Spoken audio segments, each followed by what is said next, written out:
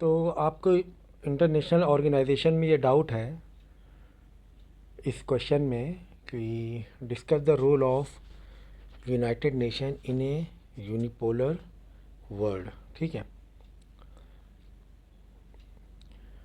तो यूएन के बारे में हमें पता है कि ये ऑर्गेनाइजेशन बेसिकली इंटरनेशनल लेवल पे दो या दो से ज़्यादा कंट्रीज़ के बीच में डिस्प्यूट है, कोई मसले हैं, कोई कॉन्फ्लिक्ट है, तो उन कॉन्फ्लिक्ट्स उन डिस्प्यूट को सेटल डाउन करने के लिए यूनाइटेड नेशन का ग्रुप बना था जिसमें काफ़ी सारे कंट्रीज़ मेंबर हैं।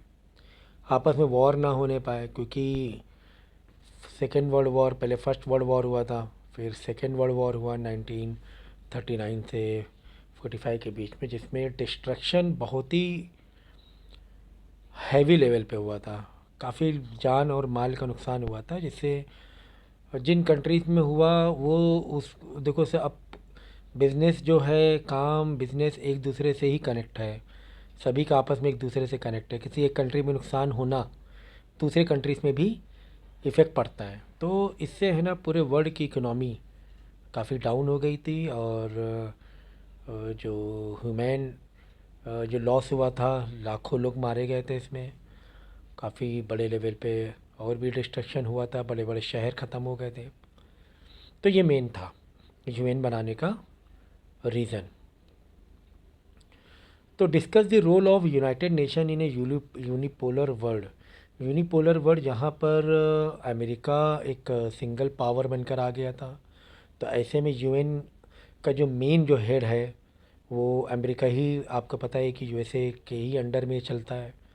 ठीक है, क्योंकि यूएसए ज़्यादा इन्फ्लुएंस है पूरे वर्ल्ड, बाकी कंट्रीज़ में उसका इन्फ्लुएंस ज़्यादा है। तो यूएन भी कहीं ना कहीं से कुछ यूएसए के अकॉर्डिंग उसे चलना होता है।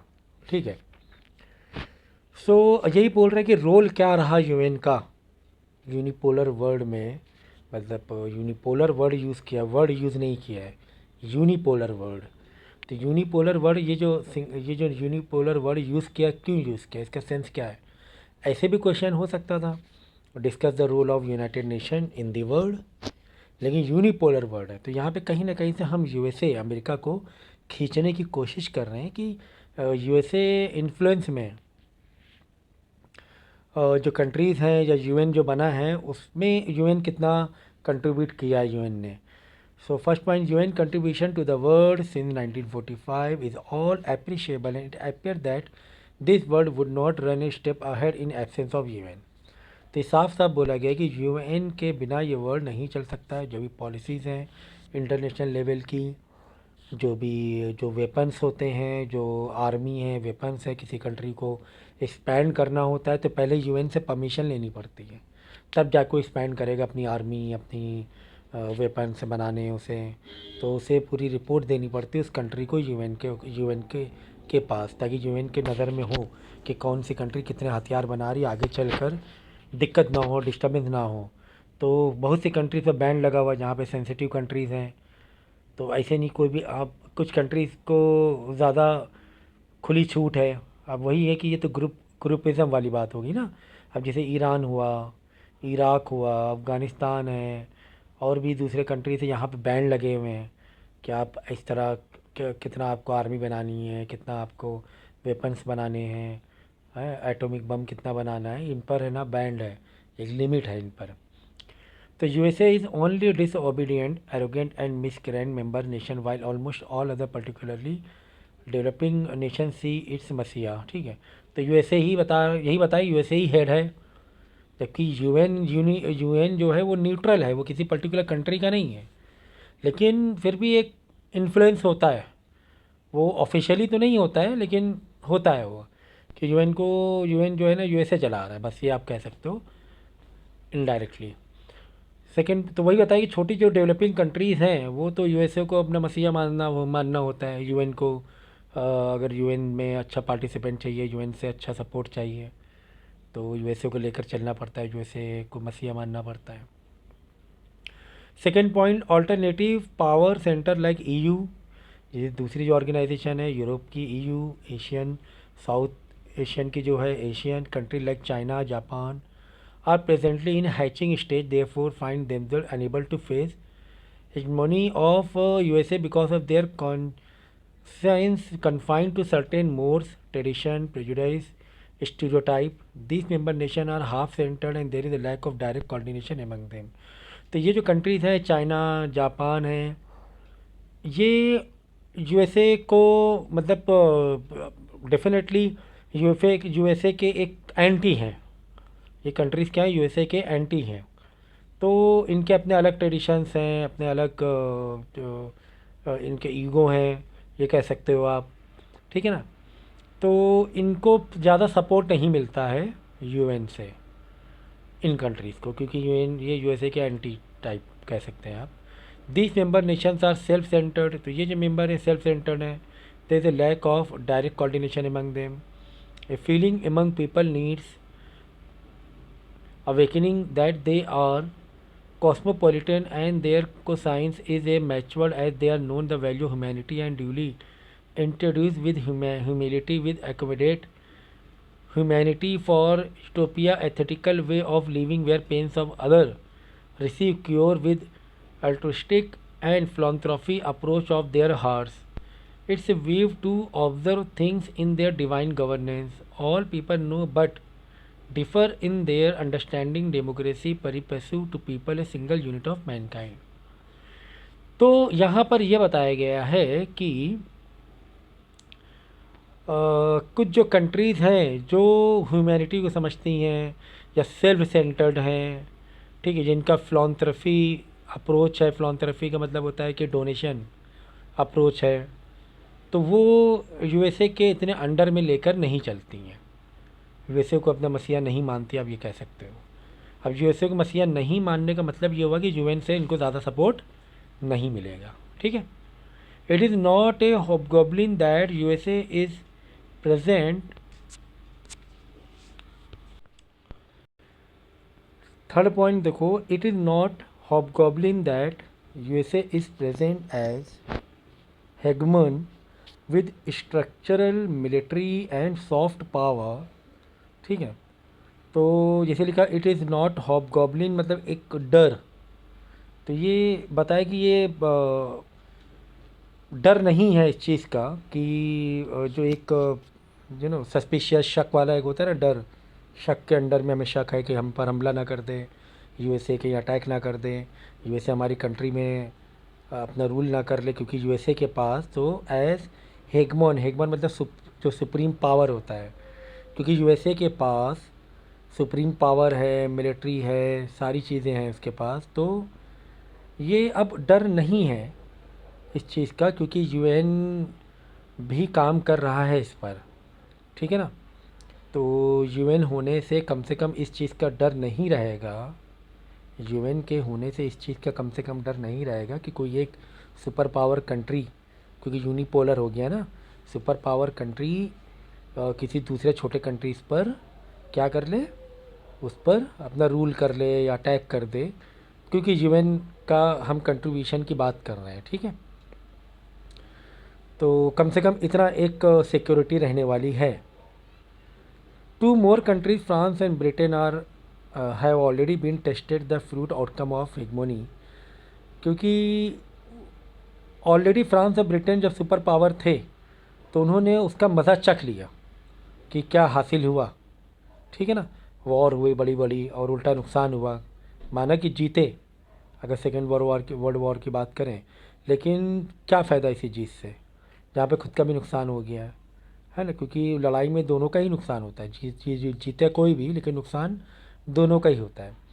It is noticeable that France and UK has still not squared up account of borrower since first world war and second world war, मतलब इतना उन्होंने अब वापस अपनी कंट्री को डेवलप करने के लिए इतना उधार लेना पड़ा, अमेरिका से इतनी हेल्प लेनी पड़ी कि अभी तक के वो रिकवर नहीं कर पाए, वो हेल्प वापस नहीं दे पाए।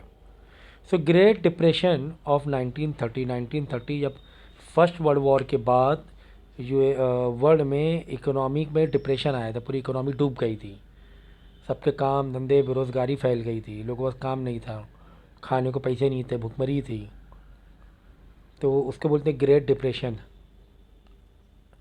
And Marshall plan that extended financial and several billion US dollars. और इसके पॉइंट कहाँ गए, बस इतना ही है।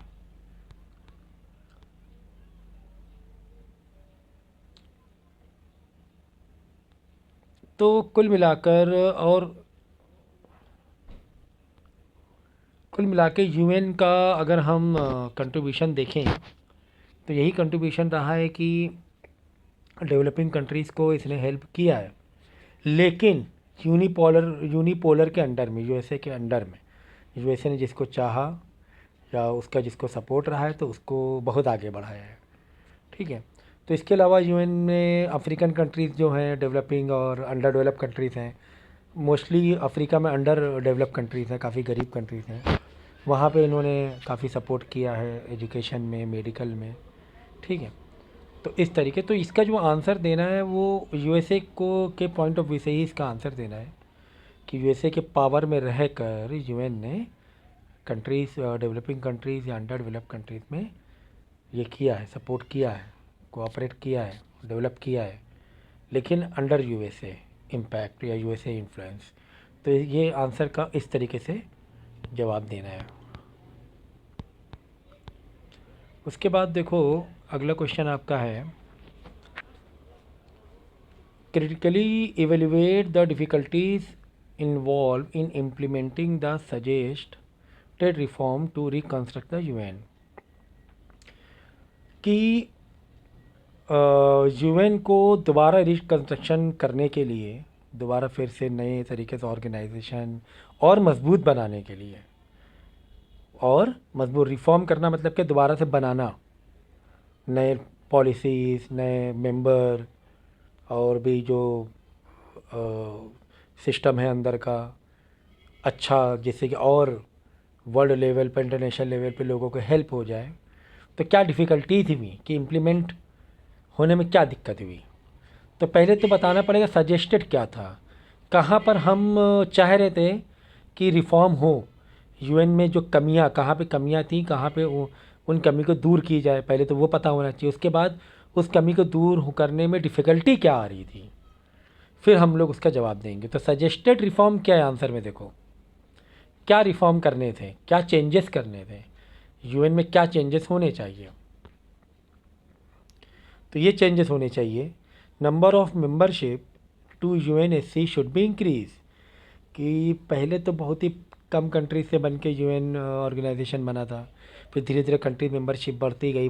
तो यही बोला कि मेंबरशिप और बढ़नी चाहिए, बाकी कंट्रीज़ को भी मेंबर बनाना चाहिए वर्ल्ड के, कुछ परमानेंट मेंबर को भी ज़्यादा करना चाहिए, फिर परमानेंट मेंबर कम है। ठीक है।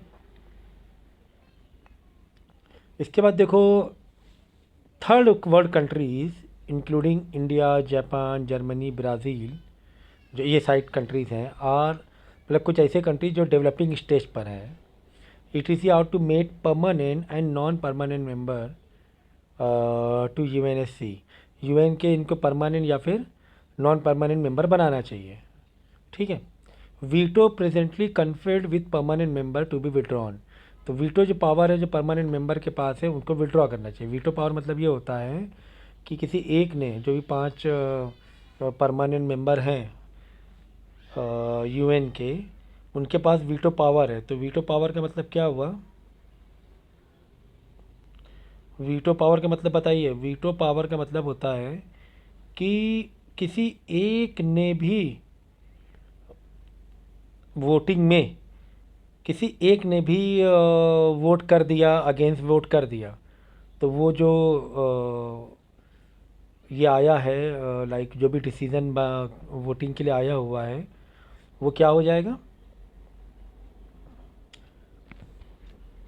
उस एक एक वोट से वो डिसीज़न कैंसिल हो जाएगा, वो जो रिजोल्यूशन है। ठीक है ना। जो भी, जैसे कि वॉर चल रहा है इसराइल और फ़लस्तीन का, ठीक है, अगर किसी एक ने वीटो पावर दे दी कि इसको, जैसे कुछ लोग हैं इसराइल के सपोर्ट में, कुछ फ़लस्तीन के सपोर्ट में, कि जैसे कुछ लोग हैं वॉर के सपोर्ट में, वॉर होना चाहिए, उस पर अटैक करना चाहिए फ़लस्तीन के ऊपर, और किसी एक ने वीटो पावर दे दिया कि अटैक नहीं करना चाहिए, तो फिर अटैक नहीं करना चाहिए। तो टोटल इसे 5 मेंबर हैं, मतलब परमानेंट बिग 5 बोलते हैं या परमानेंट 5 P5 बोलते हैं, ठीक है। तो जैसे कि अपना एक तो चाइना हो गया, फ्रांस हो गया, रशिया हो गया, यूके हो गया, यूएसए तो है ही यही। तो England, USA, America, Russia, France, China, ये 5 लोग हैं जिनके पास वीटो पावर है। तो 5 में से कोई कोई पर्टिकुलर मैटर आया, उस पर वोटिंग होनी कि ये काम करना चाहिए कि नहीं करना चाहिए, किसी पर कोई रिस्ट्रिक्शन है। अभी रशिया और यूक्रेन का वॉर हो रहा था, उस पर रशिया के ऊपर रिस्ट्रिक्शन लगाना था कि इसको हम ये बंद कर देंगे और ये सप्लाई देना बंद कर देंगे कंट्रीज़, बाकी जो कंट्री जो दे रही सप्लाई, बिजनेस जो भी है। माना 4 ने अगर सपोर्ट में कर दिया और किसी एक ने भी अगेंस्ट कर दिया, तो वो जो एक ने भी किया उसकी मान ली, मतलब उसी हिसाब से चलना पड़ेगा। ऐसा होता है, एक ने बोला कि नहीं रजिस्ट्रेशन करना चाहिए तो मतलब नहीं करना चाहिए, ऐसा हुआ। तो ये होता है वीटो पावर का मतलब। तो ये वीटो पावर विड्रॉ करना चाहिए, वीटो पावर नहीं होना चाहिए। तो ऐसे 3 रिफॉर्म सजेस्ट किए गए थे। अब क्या डिफ़िकल्टी हुई, वीटो पावर तो कोई देने क्यों तैयार होगा, यूएसए के पास वीटो पावर है, वो जो चाहे अपनी मर्ज़ी से करेगा, है ना, 5 कंट्रीज़ के पास है। तो डिफ़िकल्टीज़ इन इम्प्लीमेंटेशन, तो क्या डिफ़िकल्टी हुई, क्यों नहीं ये रिफॉर्म हो पा रहे हैं। So membership is given on basis of equal nomination from continent, China is already permanent member from Asia. तो अब जो मेंबरशिप बने परमानेंट वाले, वो कॉन्टिनेंट हैं जो एशिया, अफ्रीका और आपका यूरोप, है ना, यूएसए, अमेरिका। तो यहाँ से एक एक कॉन्टिनेंट से एक एक जो रिप्रेजेंटेशन है। तो एशिया से चाइना से का ऑलरेडी हो गया है, मेंबरशिप है एशिया। तो दूसरे कोई, मतलब इंडिया के पास अब स्कोप नहीं है कि एशिया से 2 कंट्रीज़ को 2 कंट्री रिप्रेजेंट करे एशिया कॉन्टिनेंट से, ठीक है ना। तो उसके लिए है ना, फिर इंडिया के पास चांस नहीं है परमानेंट मेंबर बनने का। ऑलरेडी चाइना परमानेंट मेंबर है, चाइना क्योंकि कंपेरेटिवली इंडिया ज़्यादा बड़ा है इकोनॉमिक और बाकी मिलिट्री पावर में। डेवलप, सेकेंड पॉइंट देखो, develop countries USA in particular have spare influencer over UN meeting, summit and convention से they do not want to allow membership of South Africa, Brazil, Germany countries. क्योंकि UN आप USA का already काफ़ी influence है UN का, तो वो USA नहीं चाहेगा कि अफ्रीका, ब्राज़ील या जर्मनी की कंट्रीज़ को मेंबरशिप बनाया जाए। Third, it is embarrassing procedure to modify amend chapter of UN that state permanent member shall be in privileged position to bring about stability in the world। तो already एक ये बनाया गया है कि परमानेंट मेंबर इसलिए बनाए गए हैं कि स्टेबिलिटी वर्ल्ड में बनी रहे, इसलिए उनको वीटो पावर दिया गया है, ठीक है ना। तो ऐसे अगर सिर्फ मेजोरिटी पर रहता तो एक ग्रुप बन जाता 5 में 3 लोगों का, तो मेजोरिटी के हिसाब से ही सारी चीज़ें चलती। लेकिन अगर एक ने भी वीटो पावर दे दिया किसी चीज़ के अगेंस्ट, तो वो उसका माना, मतलब वही स्टेप, मतलब वही मानना पड़ेगा, फिर वो रेजोल्यूशन पास नहीं हो पाएगा। तो ये ऑलरेडी है ना, एक है कि परमानेंट मेंबर रहने चाहिए वर्ल्ड में स्टेबिलिटी के लिए, से परमानेंट मेंबर नहीं हटा सकते हैं। Non permanent member to UNSC serve only for 2 years at a time, then newly elected member will come to fill to avoid. तो जो नॉन परमानेंट मेंबर हैं बाकी, वो 2 साल के लिए बनते हैं, हटते हैं, दूसरे आते हैं, ऐसे चलता रहता है। It is not necessary that a country shall be elected twice in a regular manner. तो ज़रूरी नहीं कि 2 बार लगातार कोई एक कंट्री बन जाए मेंबर, नॉन परमानेंट मेंबर, तो वो चेंज होता रहता है। तो दिस है देयर फॉर नॉट स्पेसिफाई से इन द यूएनएससी। फिर फोर्थ वाला, सिक्योरिटी काउंसिल जो यूएन का ही एक ऑर्गन है, पार्ट है, have been given paramount power to take decision unaltered in the matter of security and peace keeping in the world. It is as strong as Lok Sabha in India and House of Commons in UK।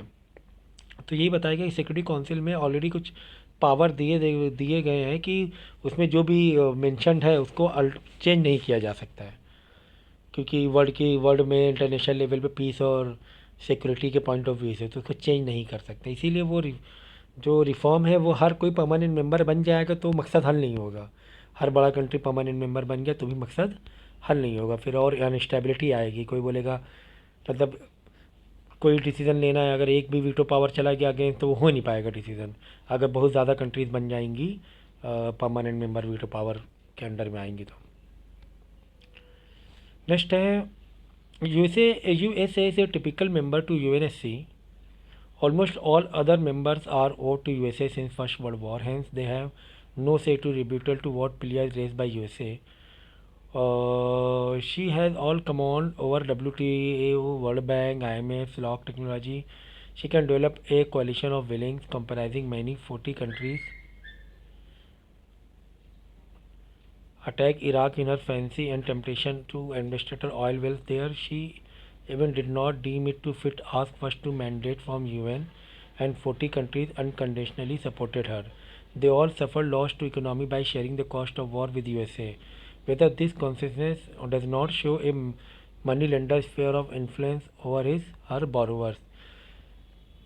इसमें यही बताया गया है कि mainly जो USA का influence बताया गया यूएनएससी में कि यूएसए का बहुत बड़ा इन्फ्लुएंस है, क्योंकि WTO, world trade organisation, world bank, IMF, ये सब के ऊपर यूएसए की कमांड है। ठीक है ना। तो अगर कहीं पर अटैक यूएसए को करना होता है तो फ़ौरन उसको सपोर्ट मिल जाता है 40-50 कंट्रीज़ का, क्योंकि उसका इन्फ्लुएंस इतना है। तो वो जो चाहे जैसे चाहे वैसे अपने डिसीज़न और अपनी एक्शन लेता है वो, क्योंकि बाकी कंट्रीज़ को इसने उतना सपोर्ट उधार दिया हुआ है या उसका इतना इन्फ्लुएंस है कि बाकी कंट्रीज़ को उसकी माननी पड़ती है। तो ये उसके हिसाब से फिर जो भी अमेंडमेंट है यूएन में होना मुश्किल है।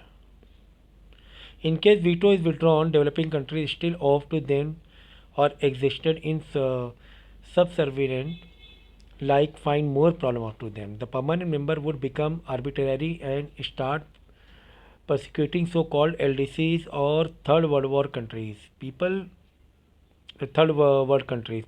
and government there have tested tyranny in the cozy rule of imperialism.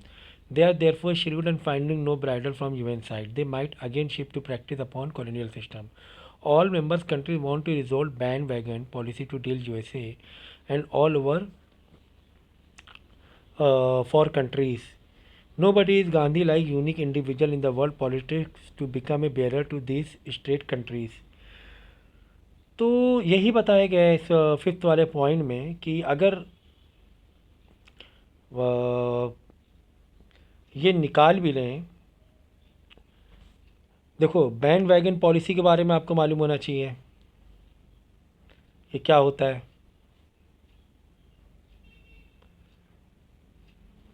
और सिक्स वाले पॉइंट में मेनली ये बताया गया है कि अगर वीटो पावर हटा ले तो सबकी अपनी मर्ज़ी चलाएंगे फिर तो। अभी तो 5 की अपनी मर्ज़ी चल रही है, एक बैलेंस है। एशिया की तरफ से चाइना है, तो उधर की तरफ से USA है, यूरोप की तरफ से यूके है। तो सबकी फिर और ज़्यादा मिक्सअप हो जाएगा, फिर सब अपनी अपनी चलाएंगे। तो एक होता है ना कि किसी चीज़ को इम्प्लीमेंट करने के लिए